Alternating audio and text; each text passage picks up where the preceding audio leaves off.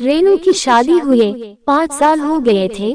उसके पति थोड़ा कम बोलते थे पर बड़े सुशील और संस्कारी थे। माता पिता जैसे सास, ससुर और एक छोटी सी ननद और एक नन्ही सी परी भरा पूरा परिवार था। दिन खुशी से बीत रहा था। आज रेनू बीते दिनों को लेकर बैठी थी। कैसे उसके पिताजी ने बिना मांगे 30 लाख रुपए अपने दामाद के नाम कर दिए, जिससे उसकी बेटी खुश रहे। कैसे उसके माता पिता ने बड़ी धूमधाम से उसकी शादी की। बहुत ही धूमधाम से रेनू का विवाह हुआ था। खैर बात ये नहीं थी। बात तो ये थी कि रेनू के बड़े भाई ने अपने माता पिता को घर से निकाल दिया था, क्योंकि पैसे तो उनके पास बचे नहीं थे। जितने थे उन्होंने रेनू की शादी में लगा दिए थे। फिर भला बच्चे माँ बाप को क्यों रखने लगे। रेनू के माता पिता एक मंदिर में रुके थे। रेनू आज उनसे मिल के आई थी और बड़ी उदास रहने लगी थी।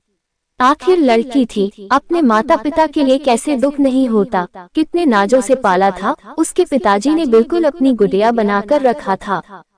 आज वही माता पिता मंदिर के किसी कोने में भूखे प्यासे पड़े थे। रेनू अपने पति से बात करना चाहती थी। वो अपने माता पिता को घर ले आए, पर वो हिम्मत नहीं कर पा रही थी, क्योंकि उनके पति कम बोलते थे, अधिकतर चुप रहते थे। जैसे तैसे रात हुई और रेनू के पति व पूरा परिवार खाने के टेबल पर बैठा था। रेनू की आंखें सहमी थी। उसने डरते हुए अपने पति से कहा, सुनिए जी, भैया भाभी ने मम्मी पापा को घर से निकाल दिया है। वो मंदिर में पड़े हैं, आप कहें तो उनको घर ले आऊं।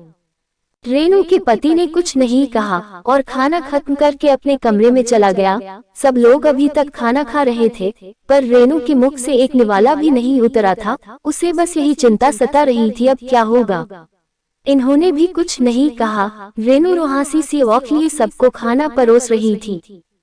थोड़ी देर बाद रेनू के पति कमरे से बाहर आए और रेनू के हाथ में नोटों का बंडल देते हुए कहा, इससे मम्मी डैडी के लिए एक घर खरीद दो और उनसे कहना वो किसी बात की फिक्र न करें, मैं हूँ। रेनू ने बात काटते हुए कहा, आपके पास इतने पैसे कहाँ से आए जी। रेनू के पति ने कहा, ये तुम्हारे पापा के दे गए ही पैसे हैं, मेरे नहीं थे, इसलिए मैंने हाथ तक नहीं लगाए। वैसे भी उन्होंने ये पैसे मुझे जबरदस्ती दिए थे। शायद उनको पता था एक दिन ऐसा आएगा। रेनू के सास ससुर अपने बेटे को गर्व भरी नजरों से देखने लगे और उनके बेटे ने भी उनसे कहा, अम्मा जी बाबूजी सब ठीक है ना। उसके अम्मा बाबूजी ने कहा, बड़ा नेक ख्याल है बेटा, हम तुम्हें बचपन से जानते हैं। तुझे पता है, अगर बहू अपने माता पिता को घर ले आई तो उनके माता पिता शर्म से सर नहीं उठा पाएंगे कि बेटी के घर में रह रहे और जी नहीं पाएंगे। इसलिए तुमने अलग घर दिलाने का फैसला किया है। और रही बात इस दहेज के पैसे की, तो हमें कभी इसकी जरूरत नहीं पड़ी, क्योंकि तुमने कभी हमें किसी चीज की कमी होने नहीं दी। खुश रहो बेटा, कहकर रेनू और उसके पति को छोड़ सब सोने चले गए। रेनू के पति ने फिर कहा, अगर और तुम्हें पैसों की जरूरत हो तो मुझे बताना और अपने माता पिता को बिल्कुल मत बताना घर खरीदने को पैसे कहाँ से आए। कुछ भी बहाना कर देना, वरना वो अपने को दिल ही दिल में कोसते रहेंगे। चलो अच्छा, अब मैं सोने जा रहा हूँ, मुझे सुबह दफ्तर जाना है। रेनू का पति कमरे में चला गया और रेनू खुद को कोसने लगी। मन ही मन ना जाने उसने क्या क्या सोच लिया था। मेरे पति ने दहेज के पैसे लिए हैं, क्या वो मदद नहीं करेंगे? करना ही पड़ेगा, वरना मैं भी उनके माँ बाप की सेवा नहीं करूँगी। रेनू सब समझ चुकी थी कि उसके पति कम बोलते हैं, पर उससे ज्यादा कहीं समझते हैं। रेनू उठी और अपने पति के पास गई माफी मांगने। उसने अपने पति से सब बता दिया।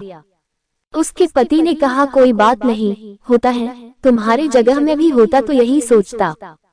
रेनू की खुशी का कोई ठिकाना नहीं था। एक तरफ उसके माँ बाप की परेशानी दूर, दूसरी तरफ उसके पति ने माफ कर दिया। रेनू ने खुश और शर्माते हुए अपने पति से कहा, मैं आपको गले लगा लूं। उसके पति ने अट्टहास करते हुए कहा, मुझे अपने कपड़े गंदे नहीं करने, और दोनों हंसने लगे।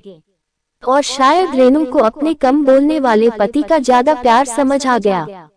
नमस्कार दोस्तों, कहानी अच्छी लगी हो तो कृपया चैनल को लाइक और सब्सक्राइब करना ना भूलें। धन्यवाद। हर मर्द बुरा नहीं होता, गौर करना, कुछ अच्छे भी होते हैं।